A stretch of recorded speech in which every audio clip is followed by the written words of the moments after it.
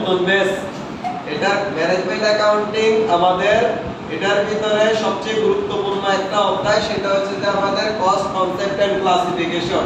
এখানের মধ্যে মূলত আমাদেরকে কস্ট শীটে প্রস্তুত করতে হয়, আর একটা আছে এরপরে আমরা জব কস্ট বা টেন্ডার কস্টটা করব। তো কস্ট শীটটা হচ্ছে আমরা এটা প্রস্তুত করব, এটার সাথে আমরা আগে থেকেই পরিচিত। এখানে প্রথমে আমরা ওপেনিং র ম্যাটেরিয়ালসটা লিখব। এখানে সব তথ্য কিন্তু প্রশ্নে দেওয়া থাকবে, জাস্ট খুঁজে বের করে করে আমরা এখানে লিখব। তাহলে ওপেনিং র ম্যাটেরিয়ালস এটার সাথে পারচেজ অফ র ম্যাটেরিয়াল যোগ করব, এন্ডিং র ম্যাটেরিয়ালস বিয়োগ করব, পেয়ে যাব কস্ট অফ র ম্যাটেরিয়ালস। এই কস্ট অফ র ম্যাটেরিয়ালস এর সাথে ডাইরেক্ট ওয়েজেস বা ডাইরেক্ট লেবার এবং ডাইরেক্ট আদার এক্সপেন্স যোগ করব, তাহলে পেয়ে যাব প্রাইম কস্ট। এই প্রাইম কস্টের সাথে ফ্যাক্টরি ওভারহেড, এই ফ্যাক্টরি ওভারহেডটা প্রশ্নে দেওয়া থাকতেও পারে, দেওয়া নাও থাকতে পারে। দেওয়া না থাকলে আমরা বের করব, ফ্যাক্টরি ওভারহেড যোগ করব, তাহলে টোটাল ফ্যাক্টরি কস্ট। এই টোটাল ফ্যাক্টরি কস্টের সাথে ওপেনিং ওয়ার্কিং প্রসেস, এই ওপেনিং ওয়ার্কিং প্রসেস আমরা যোগ করব এবং এন্ডিং ওয়ার্কিং প্রসেস বিয়োগ করব। তাহলে এই দুটাকে যখন আমরা যোগ বিয়োগ করব তখন যেটা পাবো সেটার নাম হচ্ছে কস্ট অফ গুডস ম্যানুফ্যাকচার। কি নাম এটা? কস্ট অফ গুডস ম্যানুফ্যাকচার, অথবা এটাকে কস্ট অফ প্রোডাকশনও বলা হয়, ওয়ার্ক কস্টও বলা হয়, তবে টোটাল থাকবে না। মানে ওয়ার্কিং প্রসেস যোগ বিয়োগ করার আগেরটা হচ্ছে টোটাল, পরেরটা হচ্ছে শুধুমাত্র ফ্যাক্টরি কস্ট বা প্রোডাকশন কস্ট বা ওয়ার্ক কস্ট, অথবা কস্ট অফ গুডস ম্যানুফ্যাকচার, অথবা কস্ট অফ প্রোডাকশন। মানে ওয়ার্কিং প্রসেসে যোগ করার আগেরটাতে টোটাল লিখবা, পরেরটাতে কি লেখা যাবে না, টোটাল লেখা যাবে না। এবং এটার সাথে আমরা যোগ করব ওপেনিং ফিনিশ গুডস। কি যোগ করব আমরা? ওপেনিং ফিনিশড গুডস, এটা আমরা যোগ করব, ওপেনিং ফিনিশ গুড যোগ করব, এন্ডিং ফিনিশ গুডস বিয়োগ করব। তাহলে এন্ডিং ফিনিশ গুডস আমরা বিয়োগ করব, বিয়োগ করার পরে যেটা পাবো সেটার নাম হচ্ছে কস্ট অফ কি? Goods sold. Cost of goods sold, cost of goods sold. এই কস্ট অফ গুডস সোল্ডের সাথে আমরা যোগ করব যোগ অপারেটিং এক্সপেন্স।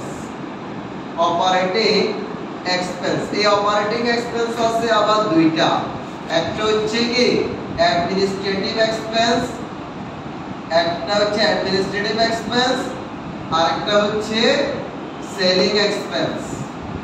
সেলিং এক্সপেন্স এই দুইটা আমরা যোগ করব, যোগ করে আমরা আউটার কলামে পাঠাবো।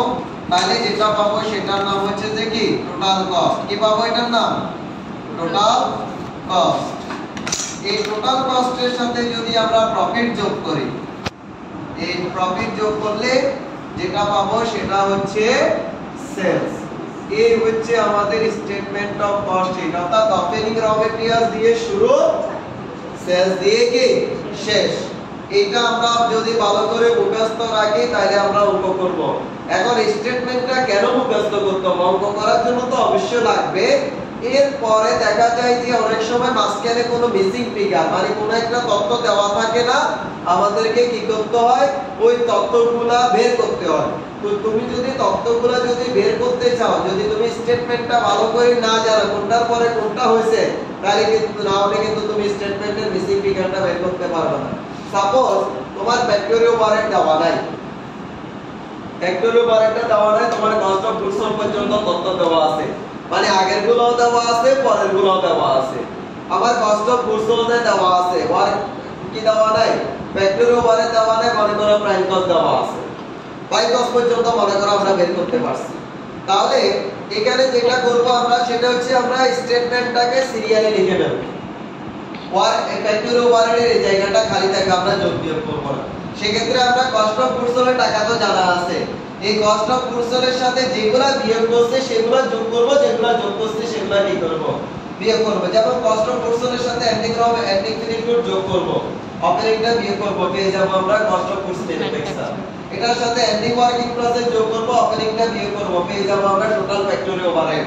এই টোটাল ফ্যাক্টরি ওভারহেড এখানে প্রাইম কস্ট দেওয়া আছে। এই টোটাল ফ্যাক্টরি ওভারহেড এবং প্রাইম কস্ট এই দুইটা পার্থক্য করলে চলে আসবে আমাদের কি ফ্যাক্টরি ওভারহেড। অথবা এখানে মনে করো প্রসেস অফ র ম্যাটেরিয়ালস দেওয়া নাই, তোমার প্রাইম কস্ট দেওয়া আছে, তাহলে আমরা উপরের দিকে যাব। তাহলে প্রাইম কস্ট থেকে ডাইরেক্ট আদার এক্সপেন্স এবং ডাইরেক্ট লেবার